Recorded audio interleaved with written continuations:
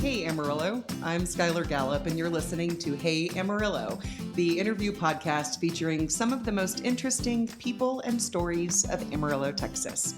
We record every week at Amarillo College's Innovation Outpost. The IO supports education, workforce development, and industry growth by inspiring and facilitating innovation in the Texas Panhandle. Today's guest is Matt Garrison. Matt is a career law enforcement officer who's been on the force in smaller towns like Dumas, all the way up to a DPS state trooper working America's main artery, I-40, and all she has to offer. He then went into private security, working executive protection for defense contract CEOs. Yeah, Matt tells us some pretty cool stories about that time period from all over the world, as well as reflects on the life of a law enforcement officer in a really introspective and surprising way. Here's Matt. Matt Garrison, welcome to the Hey Amarillo podcast. Thank you. Glad to be here. I'm happy to have you. So the first thing that we like to do when we get started with these deals is to ask, how'd you get here? What is your sort of origin story with Amarillo? Okay. I was actually born here. Oh, cool. I'm not going to give you the date, but it was a couple of decades ago. And I've lived here all my life other than 12 years. Nice. And so what schools did you go through? I actually started out in Hamlet, which very few people know where that's at. It was actually on the chopping block. Yeah. So I'm glad to see that it stayed open. Yeah. Then I went to a private middle school that's no longer here anymore. And then I wound up graduating from Caprock. I was in their ROTC program, so I transferred over there. Oh, great. And what did your parents do in town? My father was a lifetime police officer, and my mother probably had some of the best jobs in the world. She worked for American Corridor Association, worked for Pantex, and then she wound up, she was an artist. She wanted to pursue that career, so she wound up quitting and becoming an artist full time. How interesting. Mm-hmm. Okay, so your Very father talented. was a police officer. He was. That's starting to help Yeah, me understand your pathway. Right. Third generation. Oh, cool. So, and it wasn't my plan to go in law enforcement. It just worked out that way. So you were in the ROTC program in high school, and where did you go after graduation? I actually started farming with a local farmer here, and then toughest work I ever did. But I was like, you know what? Personally, I don't see a whole lot of future in this, so I actually went to Amarillo College and started there.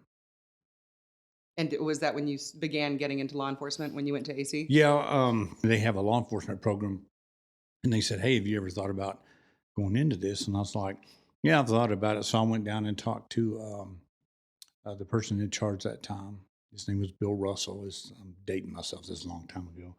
And a very nice guy. And he said, yeah, we got an opening. We got a class coming up. He says, why don't you put in for it? And I did. And that's kind of how it all started. So your choice to kind of get into farming, was that like out of not wanting to follow in your father and I assume grandfather's footsteps? No, it was more necessity. Okay. Our neighbor owned a lot of land around here. And he came over one day. We were good friends with him. And he goes, congratulations on completing high school. He says, what's your plans? I said, well, I kind of wanted to take a couple of weeks off and don't do anything. And he says, well, why don't you come farm with me? He says, I've got all these acres. You can come out here and come to farm, and you can leave anytime you want. And so I actually enjoyed it. It was really hard work, but I learned a lot.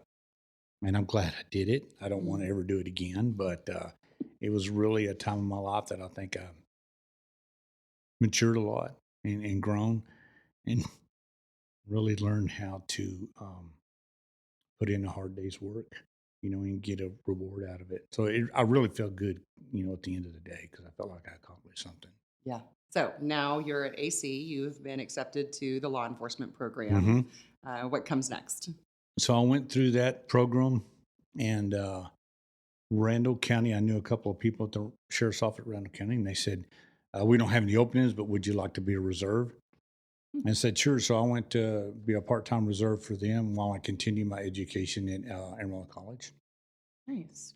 And then after you got your degree, did you go into, I went get on with Randall County? Or? I went full-time with Randall County, completed my 2 associates degrees, and I decided, well, Well, I stop here. I'll go and get a undergrad degree. So I rolled a WT and started going there. And then there was a sergeant that I knew at Caney PD who had just been hired for the chief of police job in Dumas. Mm.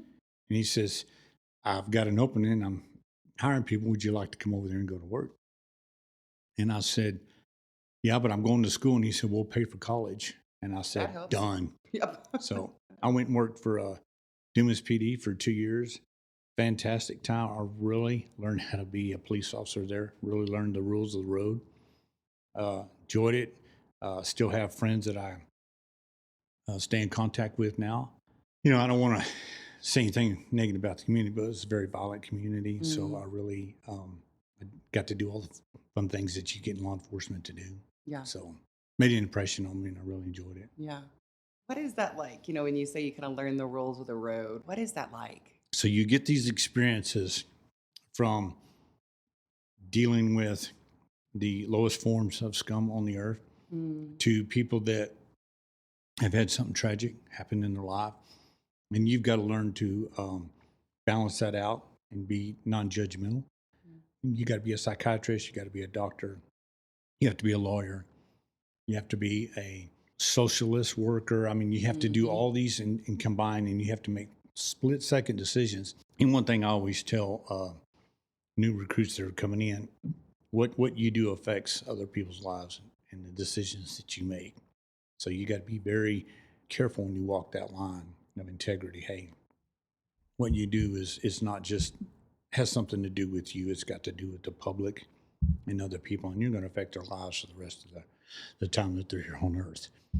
And so that really matured me in law enforcement, and it's something I don't think we teach enough of. You know, most of the time we go to recruit schools, we go to academies or something like that. You know, you run fast, you drive cars, you get to shoot guns, and you get to do all this, but there's a lot more to it than just doing the fun stuff. Mm-hmm. I got to learn all that while I was in Dumas. I think it made me a better police officer. And how long were you a police officer in Dumas? 2 years. 2 years, and then where did you go? I went back to school full time and knocked out my bachelor's degree. I had an opportunity financially to go back full time, and it just took 1 year. So I did that, and then I applied for the Texas Department of Public Safety. Okay. Got accepted, went to their recruit school, went to Austin for 6 long months in the Austin heat. It was in the middle of July when we started. So I know what that's like. It was tough, but very, very rewarding. What is the difference in training and maybe even like qualifications between, you know, getting on in like a local police department and then moving into DPS? The larger the agency, the more training you're going to get. Like the Department of Public Safety, it was 27 weeks long, a little over 6 months.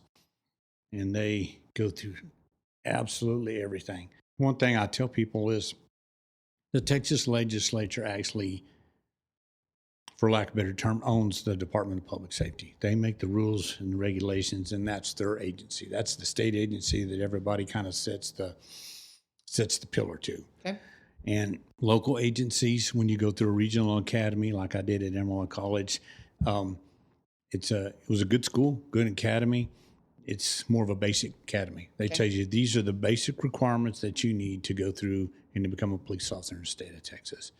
Amarillo Police Department is a lot more intense, and so is Houston PD. You know, so the larger the agency, the more intense and the more training you get. So I always felt like we were the pinnacle, and I think every officer should, wherever they work. I think that, you know, that department should be the best that there is for that officer. Yeah. So the training was very, very good, very, very physical. I learned a lot, and I was glad when it was over. Yeah. And did you get to come, were you like, I guess stationed would be the word? So you get 3 choices, and they're kind of like throwing darts at a board. They're like, well, you can choose anywhere you want to go, but we're not guaranteed you're going anywhere. Yeah, have fun with that. So I wanted to come back to Amarillo as close as I could. I got to go to Delhart. So nice. I stayed a year there. You have to stay a year on probation there. And then I finally got to come to Amarillo. Okay, so you were a state trooper here in Amarillo. I was for 3 years. For 3 years. And what was that like? What experiences, you've kind of like learned the rules of the road. Right. And now you're like top dog, right? Yeah. Well, I felt that way. So when I was, And how old were you? I was 30 when I went Okay. through the academy. So I Okay. was considered an old man. And every morning when we got up to do PT, I felt like an old man. So I got to work the interstate, which is something I never got to do before.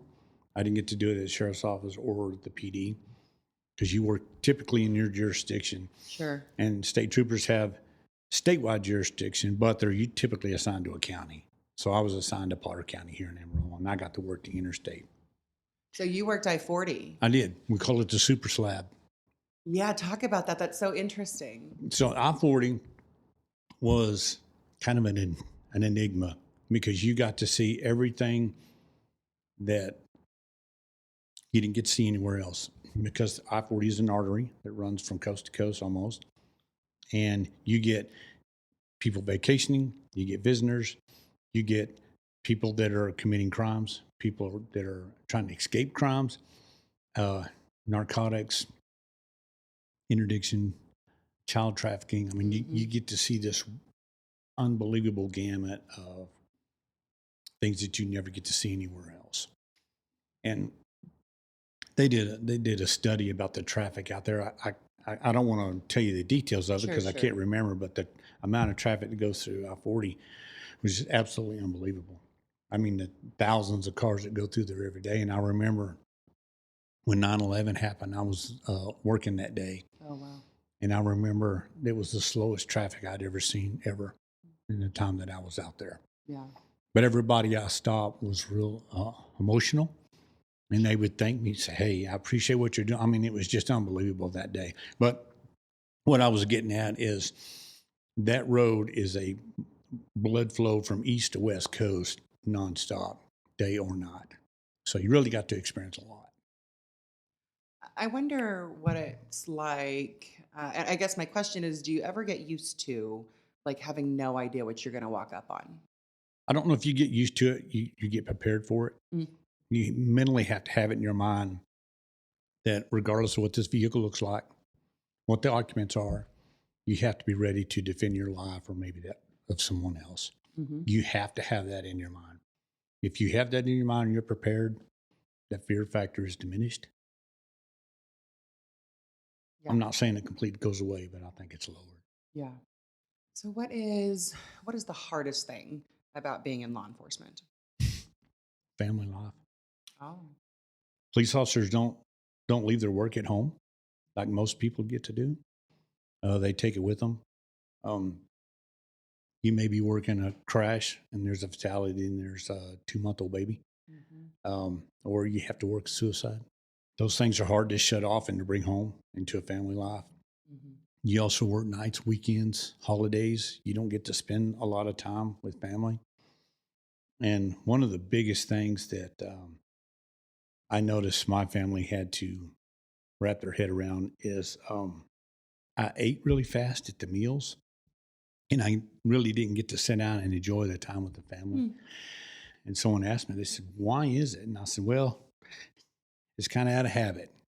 When a police officer eats, the phone may ring or the radio may go off at any time. You never know when the next opportunity is you're going to get to eat. Mm. So you get in there, you eat, you get done so you can go back out and go to work.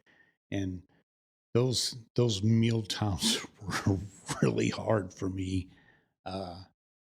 Because I didn't sit down and enjoy them like I should have. I do now. Yeah. But that was something that really, I wouldn't call it a regret. It's a reflection. I would always look back on and say, hey, I really miss that time. Yeah. In your experience, do you feel like there was appropriate level of mental health support for law enforcement officers? No. It's gotten better. Okay. It's really become the forefront. And I think 9/11 had a lot to do with that. And then recently, within the last 10 years, all of the attacks on law enforcement, mm-hmm. I think have changed that mindset. And the best indicator of when change is coming is the public will tell you. When you start hearing the public speak out and the public talk about, I I think we probably need to protect our police officers and our first responders and our firefighters. Well, the whole and Back the Blue all of movement, yeah, yeah. that was huge. So I think out of something bad, something good like that Mm-hmm. comes about. Not all the time. Yeah, In this instance, I think it has. yeah. Okay, so what is the best thing about being in law enforcement? It is probably the most fulfilling work. You actually think you accomplished something. If you arrest a murderer or child molester, or you solve a case, or you stop a load of drugs, or you stop some cartel from coming across the border, you go home thinking, I really made a difference today. I really did. Or you stop someone for a seatbelt violation. Most people think, well, that's just a minor thing like that. Well, I may have saved that person's life if they go and they have an accident or a crash down the road. It just really made you feel like you did something for society, and you feel good about yourself when you have those days. How many years total were you in law enforcement? 26. Wow. So how long were you a state trooper then? 14 years. I retired as a lieutenant, and I worked on the border a lot, which was a very good experience for me. I really enjoyed it. I felt like probably could have had a little bit more support from above on some of the operations that we did, but it was kind of at the beginning of the stages. It kind of started around 2006 when Governor Perry first started the initiation of Operation Border Star. Yeah. So what was that like? So really great when it first started. So I was a lieutenant and I was stationed in Midland, Texas. And there's 6 JOICs, which is a Joint Operations Intelligence Center. Texas had 6 of them at that time. I had the one that was in Marfa, Texas, which was between El Paso and Del Rio. And I say that because a lot of people don't know where that's at. So if you know where Big Bend is, it's beautiful country. It is. So I had that section. It was the largest section by volume. Okay. And so I went down there every week, and I got to work with some great people, some great agencies. I had all these assets. I had all the 3-letter agencies and the military that were assigned. A lot of territory to cover, but it was a lot of fun. And it was kind of at the beginning of the big border surges and everything like that. So it was kind of neat because I got to put everything into place, make plans for it, get it started, assign people and stuff like that. So the only downside was I had to do that in addition to my regular duties. They're kind of like, tag, you're it. Congratulations. On top of everything else you're doing, here you go. Take some of this with you. So no regrets. I had a really good time, enjoyed it. I wish we had the available finances and assets that the department has now. There's a lot more money that was given to it, but the influx we were looking at was not towards immigrants, it was cartel. So we actually did combating terrorism and drug cartels that were infiltrating the border. So and that was really fun because you were really doing law enforcement activities. Right. There's so much information and media and coverage on all the different platforms these days about the border and what's occurring. Do you feel like they hit the mark? Do you feel like there are misconceptions from the general public about what's occurring on the border? Of course, you can speak to the time that you were there. I think it's more of a 30,000 foot view. And the reason I'll say that is I can't speak for everyone. I'm not sure everyone can comprehend the violence that's going on down there. And I'll give you an example. There was an episode where some kids were playing soccer in El Paso, and they were kicking the ball around, and they kicked the ball into the Mexico side over the border. So they lost the ball. They figured, well, we're never going to see it again. The next day, the ball was back in their playing yard, but the drug cartel had cut the face off of a rival and took the skin of that face and they put it on that soccer ball and they sewed it up and they kicked it back over on the other side to send a message. Oh my goodness. It's just little things like that you can't imagine the actual terror that's going on that border. It's heartbreaking and it's wrenching, but I'm not sure the American public is ready for that, or they could comprehend that. Yeah. You know, Yeah, and being a father, you know, that it's really hard at home. You know, of when you course. think about that. Yeah. And is it stuff like that that kind of keeps you motivated in the work? It does. It is. And at that time, I'm not speaking for now. At that time, you know, we did not own those borders. The cartel did. Mm. You know, people thought, well, we've got this agency down there, we got this unit, and all these people down there doing a really good job, which we were. But you know, we didn't control those borders. Wow. The cartel did. Wow. I'd like to say we had it locked down and we were secure, and you know, we've got this, but you know, it's just simply not true. Yeah. Wow. What incredible perspective. So, what made you hang up that? It was a time in my life that I had done everything I could do with that agency, and I'm just one of these that when I leave, I leave. I don't take anything with me. I don't take regrets or any personal problems or anything like that. I'm just like, okay, you know, it's time to shut the door and go do something else. And I felt like it was at that time. I'd had a really good law enforcement career, and I was like, you know what, it's time to go do something else. Nice. And what was that? Something So else? I'd actually went back to school to get a graduate degree. And I was just on the internet, just surfed around, just throwing out feelers. And I had this image popped up, said security, something or another at Bell Helicopter. And I was like, it sounds good. I feel that. I sent it off. I didn't think anything about it. A couple of months later, they called me and said, hey, we got a job. Do you want it? It's in Fort Worth. I said, sure, I'll go down there. This is where you should read all the fine print because it was for an internship. Okay. And I was in the intern class, probably 20 years senior than everybody else that was in there. So with a pretty long resume. Yeah. So it was something else when I walked into that class and here this old man walks in there and all these young kids that are still in school here. And it was how funny. So to call it an acclimation period, it was understated. But anyway, I went through the internship program and I went to work in the security division for a defense contractor. Had a phenomenal time. Just absolutely enjoyed it. It kind of started out as a real minimal position, but as time grew, I felt like I brought a lot to the table and they recognized that. So they started giving me a lot more responsibility. So at the end, we had started, it's the very first time the company had ever had an executive protection team. So I got to do executive protection for the CEO and our parent company. So I got to fly with all of our CEOs all over the world, doing executive or personal protection, however you want to call it. And I just absolutely had a blast at that. That was just so much fun. I got to go. I'm a little bitty Texas Panhandle boy. You know, I've never been to Morocco, you know, or Germany or Japan and Philippines and stuff. So I got to travel like that. And it was just an absolute blast. How cool. I really enjoyed so that. Jack Ryan is in my head. Yeah, I wish. Well, we had a really good time. Really good time. So your private security for Department of Defense contractors.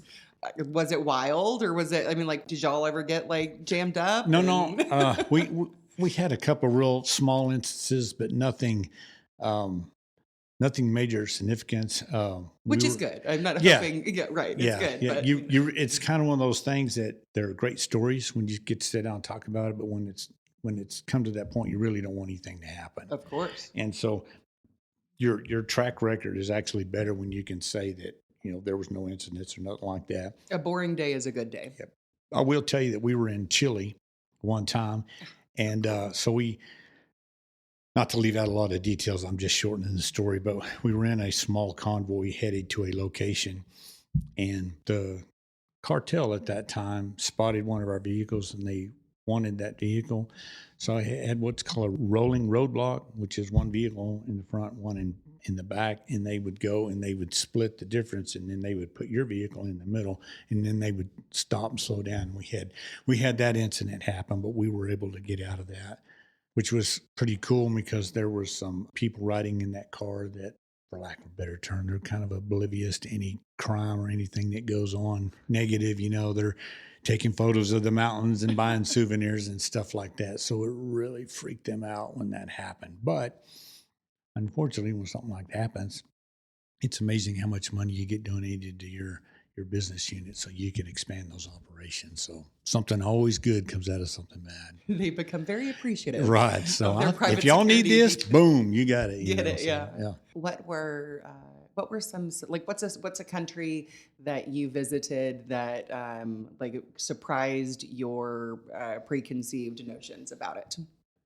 Probably Saudi Arabia. Hmm.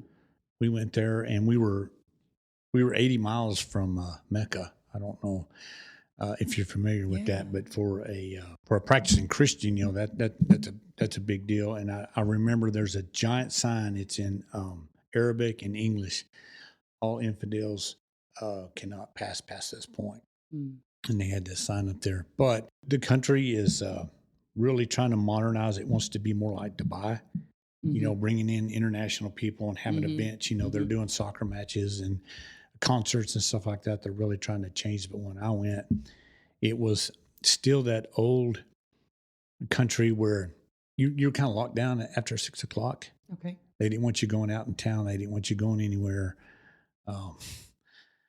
When you go to the hotel, the guards there have AK-47s. You know, I'm not talking about pistols. I'm talking about the machine gun, you know, at a hotel. And they have metal detectors there. So it was just not what I was expecting. You know, just miles and miles of open desert. But you know, as being one of the richest nations in the world financially, the infrastructure was really kind of medieval. So it was just kind of a cultural shock for me. Yeah. I had a really good time. I loved it, you know, and took a lot of photos and got to see a bunch of monkeys run around crazy and stuff like that, you know, but it was just... I would have assumed there were monkeys in Saudi Arabia. Oh my gosh. Really? Do not. They're more like baboons. Oh, okay. They will come up, they tell you, don't roll your window down to it, but I mean, because they will jump on your car. Oh my. And try to open the door and pull the window down, trying to, trying to get your food and stuff like that. It's wild. It's crazy. But it just wasn't something that I had imagined. Yeah. So that one was I was really taken aback for that. What are the biggest potential threats that you're prepared for whenever you're when you're guarding like a CEO at that level? Is it like kidnapping? Kidnapping's number one, yeah. Because most people that kidnap CEOs know that there's an insurance clause. Yeah. And 9 times out of 10, they'll just pay it. Yeah. They'll just say, hey, give us our person back. We'll give you the money and stuff like that. So that's one thing we really had to be concerned of. Yeah, that's tough because it sure is an incentive for them if they know that. Oh yeah. Yeah. It's like, when they kidnapped Captain Phillips, they were looking to get a reward for giving the captain back, So. Yeah. And were there attempts? There were some intelligence reports, but nothing physical was ever made. Okay. On those ends like that. Yeah. So we had a real good intelligence community that we could reach out to them. We would give them our location where we're going. Hey, this, what are the threats here and stuff like that. So they helped us out a lot. And are those private intelligence agencies or are you working with governments? Government. Okay, cool. Mm-hmm. And how long did you do that? 10 years. 10 years. Mm-hmm. Nice. And then what? What'd you do next? So after 10 years. I bet you have a really cool passport. It's I actually filled up one and had to start another one. I was making goals. Yeah, I was telling somebody the other day. I said they were talking about waking up in a hotel room, and it's just kind of weird and different. I remember at one point I had to write myself a note and put it on the nightstand and tell myself where I was at because I was traveling so much. I actually didn't. When you wake up in the morning, you're okay. Where am I? In Japan? Am I in the Philippines? Morocco? I'm a traveler, so what a lovely problem to have. Oh, I had a blast. That's so cool. I loved it. And that company, when we flew commercial, you didn't sit in the back and coach. You sit up front. So it was very, very nice. How fun. What was your favorite country? At the split. So the most beautiful country I ever been to was Romania. Oh. My favorite country is Singapore. Nice. I absolutely love that country. Cool. It's so green. It's so beautiful. The people are just really welcome. Hey, how you doing? You're from America. In Singapore? Stuff like that. Mm-hmm. Nice. Crazy. Good. Now I have 2 more to put on my list. You will not be disappointed. Nice. I smoked a $45 cigar when I was in Singapore. I was like, when am I ever going to be able to do this again? Yeah. It was just, Just an absolute beautiful country. Now, so you referenced your family earlier. That sounds like you were gone a whole lot. I was. You have kids? I have a 2.5-year-old. Yeah. And I'm 57. So Now you have a 2.5-year-old? I do. That's starting over. Yeah. Bless your heart. So, yeah, the wife and I, we tried for 8 years, and we were finally blessed to have a little boy. His name's Asher. He's the love of my life. But I'm really thankful that he wasn't here when I was working the road, because I would have missed out a lot on that. Yeah. So now I'm home more to spend with him. And so Sitting at that dinner table. Oh, yeah, absolutely. That's wonderful. Getting food thrown at me and everything. Oh, gosh, 2.5 is a gem. Yeah. So what was behind your choice to get out of private security? Not so much I had a choice. So I worked 10 years there, and they had 5 layoffs. So they were averaging one every other year. So that last year I was part of that reduction in force, or RIF, whatever you want to call it. So they laid off 300 and something people, and I was part of that. But I had a really good run. I loved it. And, I was thought, okay, maybe it's time to move on and go do something else. Cool. What'd you do next? So I'd always wanted to own my own business. So I thought, well, I know law enforcement, I know training, I know security, I know executive protection. Why don't I just start my own company? So I thought, now's the best time. I talked to my wife. She's like, hey, if you're going to do this, now's the time to do it. Here in Amarillo? Mm-hmm. Cool. Yeah. So we pulled the plug and started the company last year. And what does that entail? So the company's called Perceptual Vigilance. So we do executive protection, and that's worldwide. We don't just limit it here to Amarillo, but if anybody needs that protection here, we also do training on that. It actually started with, I saw a need for church security, because I noticed there was just a lot of attacks, not just here in the U.S., but just everywhere in the world. When you start looking at it, you don't always hear about them, but there are a lot that go on. And I thought, well, maybe I could help with this church security issue. And so that's really kind of was the catalyst to start it, the company. It's like, if we can help with church security, provide security or training, that's a big issue that I've noticed on some of the churches that I go and visit, is they have a team, but they're not really trained. They're like, well, I've got a security guy. I've checked that box. We have them. Well, are they trained? Are they medically trained? Do they know what to do with the principal that they're guarding? Do they know what to do with the congregation? How about the shooter and stuff like that? So I don't want to say that's my primary focus, but I'm saying that was where it started. And it kind of led into everything of teaching law enforcement. Then I have some military guys that we can teach military training. I still do the executive protection. I don't know if you know this, but every flight that lands into DCA, which is Reagan International, they have to have an air marshal. Oh, every flight that lands every at Reagan. Flight, private or public. So if you fly into Reagan, just know there's an air marshal on that plane. So I'm trained in that. I'm certified in that. So we do private flights that are up there, that people that need to fly into Reagan International Airport. So it's kind of a large spectrum of what we do and kind of where we're going. So I do a lot of private lessons for firearms, people that want their license to carry. Or I just did an all-female class last month, which was kind of cool. Yeah, cool. We cast a wide net. Yeah. So how many do you have on staff? So it's me, and then I have a pool of people that I contact depending on what their training is. So I'll just call them in. You got a guy. Yeah. I know a guy who knows a guy who I can call, kind of thing. So in Saudi, whatever. Yeah, right. Nice. Right? Yeah. What motivates you in that work? What is the benefit of this work? I'm not driven by finance or recognition. I'd say I'm kind of an introvert. I don't need a lot of, hey man, yeah, you're doing great, your business. I don't need that. What I do like is that individual that comes up to me and says, you know what, I've never ever seen this aspect of training before, and I've learned something. That kind of gives me well, I'm doing the right thing, Or if I go do I do site surveys for churches, identify their gaps, their threats, their weaknesses. And when I have a pastor or a congregant come up to me and they say, you know what? I never knew that we had this area that we needed help in, and I really appreciate you pointing it out. It just makes me feel good. I feel like, well, I'm doing something right here. Mm-hmm. So the world is like a big, scary place these days, it feels like. I was just having this conversation with my mom the other day.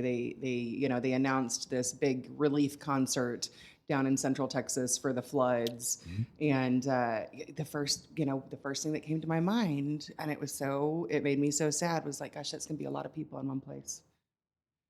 And I just think that's so indicative of the world that we find ourselves in.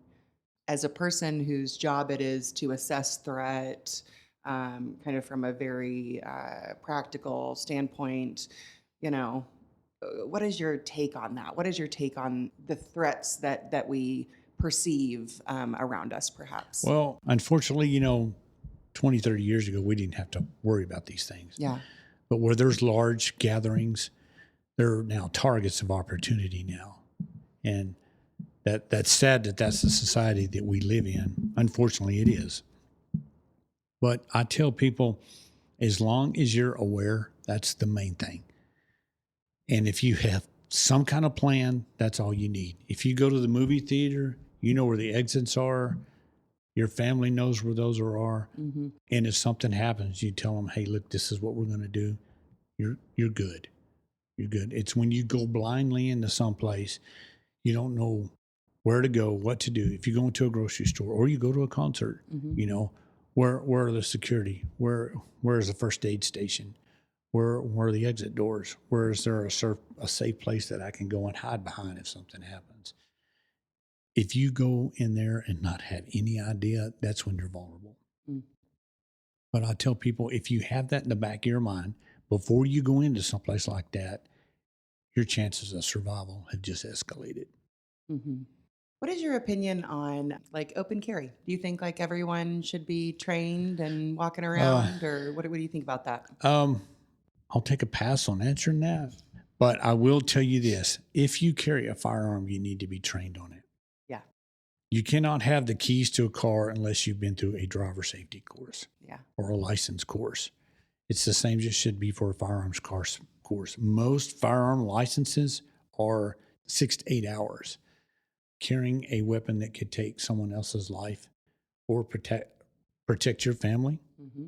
or put you in harm's way, you need to be very, very proficient with that. And that's not just shooting, that's safety, that's reload, that's understanding how the mechanics of the weapon works. You need to have that whole arena of tools to use if something happens. So the key word, I think, is to be trained. Mm-hmm. If you're going to carry that, you're going to commit to doing that, you need to train with it. Mm-hmm. So cumulative, how many years in law enforcement and security? Over 30. Over 30. Mm-hmm. What would you tell 18-year-old graduating high school that wants to go help people in the form of law enforcement? That's funny you mentioned that. I had a nephew that just went into law enforcement. I told him, I said, go in early. It's best if you go in single. And the reason I say that is because, especially on a newlywed couple, newlyweds want to spend time together and want to go vacation and watch movies and stuff like that.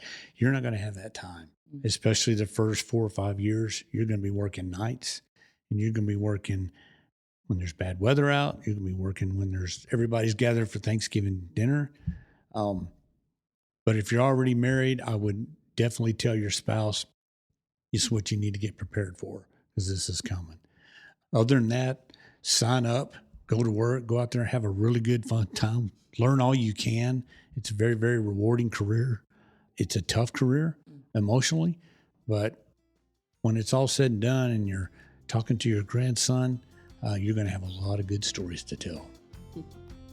Wonderful. Well, thank you for it. Absolutely. Absolutely. This episode is sponsored by the Amarillo Art Institute at Arts in the Sunset. If you haven't been, this place is an amazing center for Amarillo's vibrant art scene. They have monthly events, including their First Friday Art Walk, which showcases the artists they have in residence, and they are some incredibly talented people with all sorts of wares and mediums. They also offer classes for children and adults in things like glass blowing, weaving, and pottery. It's all super cool. Check them out on Facebook. That's Arts in the Sunset. All right, we're back with Matt. Matt, this is the part of the show called 8 Straight. Okay. So we've got 8 questions for you, and you can answer however you want to. Okay. I'll do my best. Okie dokie. So when you think of Amarillo 10 years from now, what do you hope for? I think Amarillo will be the aerospace capital of definitely Texas. I'd like to see it of the United States, but where we're located and all the aerospace companies coming in here, I really think it's going to make a difference. Yeah, there's a lot going on in that. There area. is. It's very interesting. I think Bell had a lot to do with that. Yeah. But Bell used to be here during the Vietnam War. They made all of the Bell Huey helicopters out at those old hangars out there at the old air base. Yeah. You can actually Google that, and you could see the old hangars where they made all 10,000 aircraft were made out there. I thought that was really cool. That is very interesting because it's such an iconic helicopter for the Vietnam War. It's the Hueys. Huh. There you go. That's why we do this. Learn cool things. Right. Okay, other than wind, what does this area have too much of? Coffee shops. Oh my gosh, there's one on every corner. And I'm not a coffee drinker. I was going to ask. Yeah, we're recording in the morning, and I have my coffee, and he does not. Which I get it. I love you guys. My wife's a coffee drinker. I'm not, but I mean, I could just close my eyes and point in any direction and hit a coffee shop in Amarillo, which is great. That's great for business there. Yeah. Are you a tea drinker? I am. Okay. I'm a teetotaler. There you go. Always have been. Very good. What does this area not have enough of? I'd like to see a little bit more entertainment. They do well with trying to bring in concerts, the Tri-State Fair and stuff like that. I would just like to see a little bit more entertainment, maybe a little more adult entertainment where adults could do things on their own, not necessarily a concert or something, but just, when you said you were recently in San Antonio, there's just so much to do down there. Yeah. You can take your family, or just you and your spouse could go somewhere or do something. So I just think it'd be nice if we had a little bit more here. Yeah. When was the last time you went out to Paladoro Canyon? It's been 25 years. That was a long time ago. And I really didn't do anything. I just went and drove around and didn't get out. My family goes down there on a regular basis. My extended family does. Yeah. So, and they're always inviting me, but I don't know. I guess because it's here, you're just like, I don't feel a urgency to go down there. Sure. It's kind of like, well, I have it here, but I won't miss it until it's gone.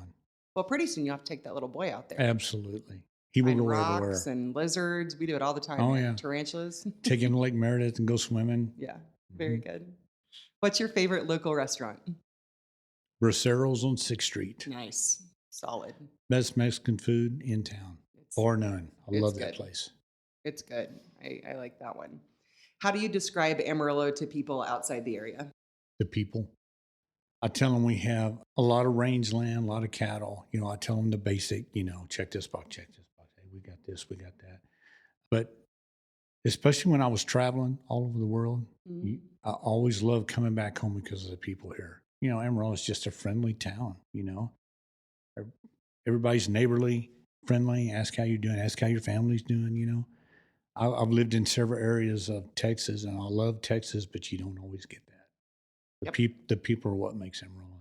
Yeah, absolutely agree. What is the most underrated aspect of living here? I think the cost of living is very, very good here. Amen. It's not, of course, prices go up everywhere, but I just think that if you're here, whether you're single or raising a family, you're not going to struggle financially here to find a place to live. I think it's a remarkable community here. Mm-hmm. What's your favorite building in Amarillo?